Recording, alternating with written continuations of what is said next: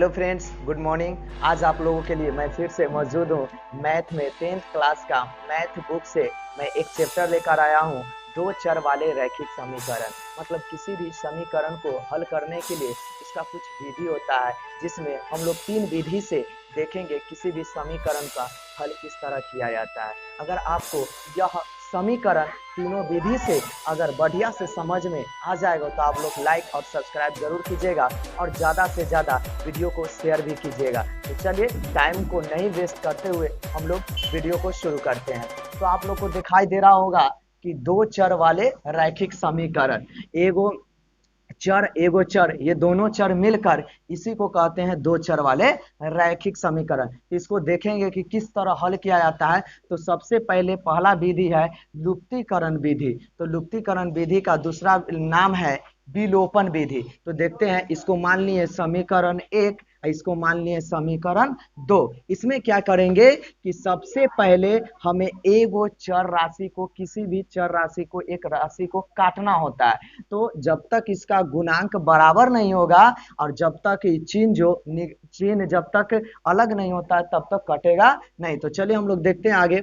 तो आपको दिखाई दे रहा होगा कि x को अगर हम काटते हैं तो x का गुणांक 5 है, तो हमको समीकरण एक में भी तो x का गुणांक 5 करना होगा। और ये दोनों प्लस प्लस है तो हमको क्या करना होगा, समीकरण को घटाना होगा, तब ना नीचे वाला चिन्ह बदल जाएगा। तो देखते हैं आगे क्या लिखेंगे हल। अब इसको ऐसे करेंगे, समीकरण एक गुने, मतलब समीकरण एक में कितना से गुना करेंगे, 5 से। और समीकरण को जोड़ेंगे कि घटाएंगे, घटाएंगे। तो माइनस समीकरण दो। क्या समीकरण दो में हम गुना करेंगे, नहीं करेंगे। तो समीकरण दो से, यहाँ तो कोई दिक्कत। तो देखते हैं समीकरण एक में कितना गुना करना है, 5 से गुना करना है। तो गुना करते हैं तो 5 एक से, प्लस है तो प्लस, y में 5 से गुना करेंगे, 5y बराबर बराबर, और 7 पचे 35। क्या कोई दिक्कत। इसके बाद अब समीकरण दो में गुना करना है, क्या नहीं ना गुना करना है, तो इसको ऐसा ही उतार देंगे, 5x प्लस 12y अब बराबर 7। कोई दिक्कत है यहाँ तक। और समीकरण को क्या करना है, घटाना है। तो नीचे वाला चिन्ह क्या हो जाएगा, बदल जाएगा, प्लस है तो माइनस, प्लस है तो माइनस, प्लस है तो माइनस। कोई दिक्कत। इसके बाद देखते हैं, तो प्लस 5x और माइनस 5x कट गया, और ये माइनस 12y में से 5y जाएगा, तब माइनस कितना y बचेगा, 7y। अब बराबर 35 में से माइनस 7 जाएगा तो कितना बचेगा, कितना बचेगा, 28। कोई दिक्कत। इसके बाद y बराबर 28 अब बटा -7, एक कट जाएगा तो -4। यहाँ तक कोई दिक्कत। तो y का मान कितना आ गया, 4 आ गया। अब इसके बाद लिखेंगे समीकरण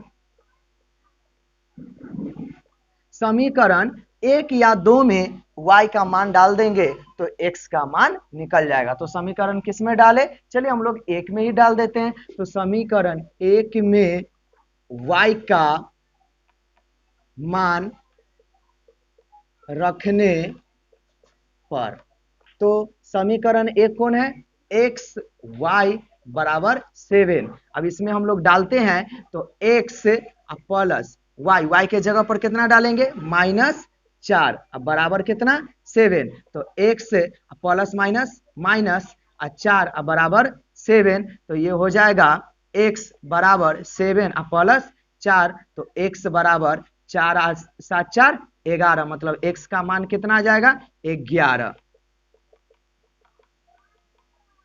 तो यहां लिख सकते हैं, अतः x बराबर 11 और y बराबर -4। क्या कोई दिक्कत है। ये था लुप्तीकरण विधि।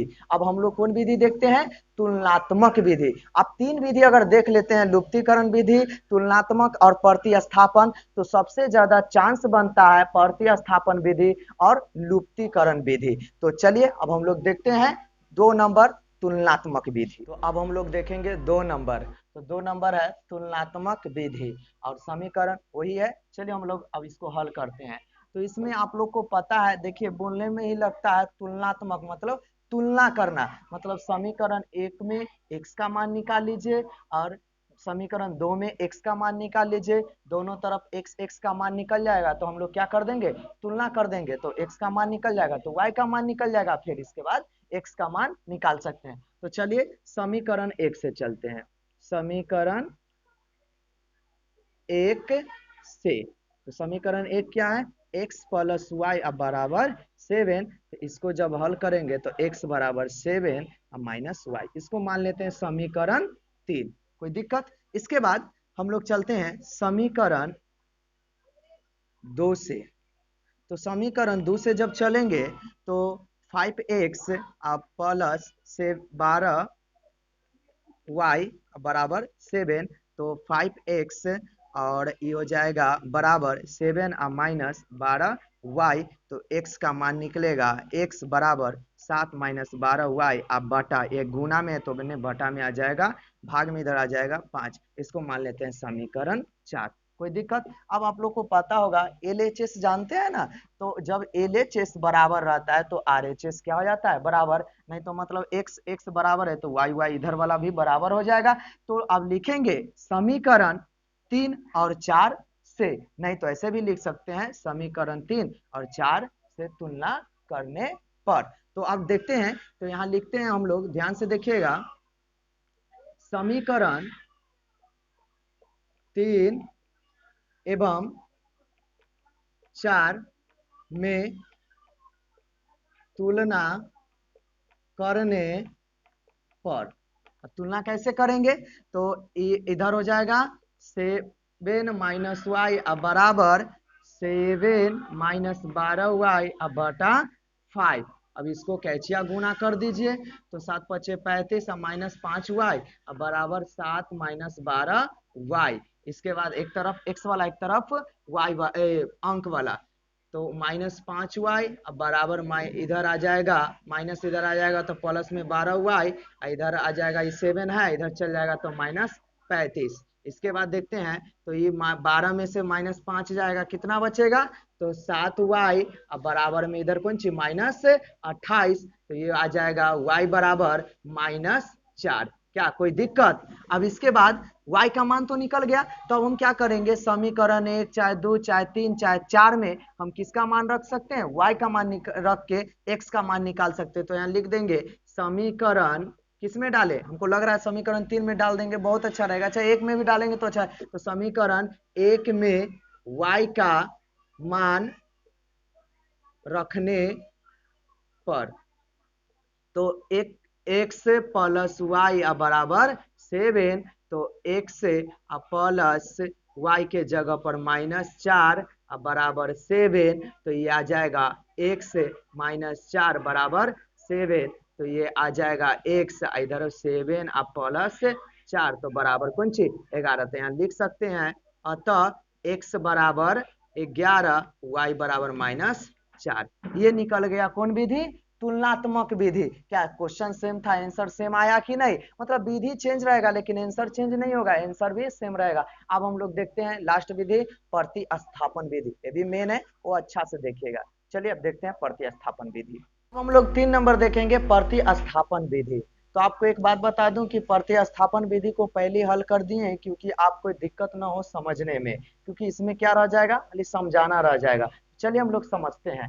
तो प्रतिस्थापन विधि में देखते हैं, तो प्रतिस्थापन विधि में क्या होता है, जैसे समीकरण 1 मान लिए, समीकरण 2 मान लिए, इसमें क्या होता है कि समीकरण 1 चाहे 2 दोनों में से किसी एक में x या y का मान निकाल कर दूसरे में क्या कर देना है, रख देना है। जैसे हमने समीकरण 1 लिया, तो समीकरण 1 से, तो एक में x का मान निकाले, y का भी मान निकाल सकते हैं लेकिन x का मान निकाले, तो x प्लस वाई बराबर 7, तो x का मान निकालेंगे तो 7 रह जाएगा, प्लस है माइनस, समीकरण कितना हो गया, 3 हो गया। तो आप समीकरण 3 का मान किस में रखेंगे, 2 में रखेंगे। तो समीकरण 2 में x का मान रखने पर, तो समीकरण 2 कौन है, 5x प्लस 12y बराबर 7, x के जगह पर हम रखेंगे minus 7y, sorry 7 minus Y. तो आप देखेंगे 5 रह जाएगा, x के जगह पर 7 माइनस वाई प्लस 12y बराबर 7, तो 7 पचे 35, माइनस है तो माइनस 5y प्लस 12y बराबर 7। इसके बाद हम लोग y का मान निकालेंगे, तो ये दोनों 12 में से 5 गया तो 7, ये प्लस में उधर जाएगा तो माइनस में, और इसके बाद 7y रह जाएगा और घटाएंगे 35 में से 7 तो माइनस 28, 7 चौक 28 माइनस 4। y का मान कितना आया? -4। अब हम लोग क्या करेंगे, y का मान समीकरण 1 चाहे समीकरण 2 चाहे समीकरण 3 में रखेंगे तो x का मान आ जाएगा। तो देखिए समीकरण 1 में y का मान रखने पर तो समीकरण 1 क्या है, x प्लस वाई बराबर 7, तो x रह जाएगा, प्लस है तो प्लस, y के जगह पर -4 रखेंगे और 7 है तो 7। इसके बाद जब हम हल करते हैं तो x प्लस माइनस माइनस 4 है तो 4, 7 है तो 7, तो x का मान इधर 7 रह जाएगा, माइनस उधर जाएगा तो प्लस, 7 4 11, x का मान कितना आ गया? 11 आ गया। तो हम लिख दिए अतः x बराबर 11, y बराबर -4। तो आप जैसे देख रहे थे बिलो अति लुप्तीकरण में, तुलनात्मक में कि x बराबर 4, x बराबर 11, y बराबर -4, इसी तरह ना प्रतिस्थापन विधि में आया है। तो जिस तरह हम लोग पढ़ रहे थे उसी तरह और फिर भी आगे पढ़ेंगे। अगर आपको समझ में अच्छा से आ गया होगा तो लाइक और सब्सक्राइब और शेयर करना नहीं भूलिएगा। जब तक के लिए जय हिंद जय भारत।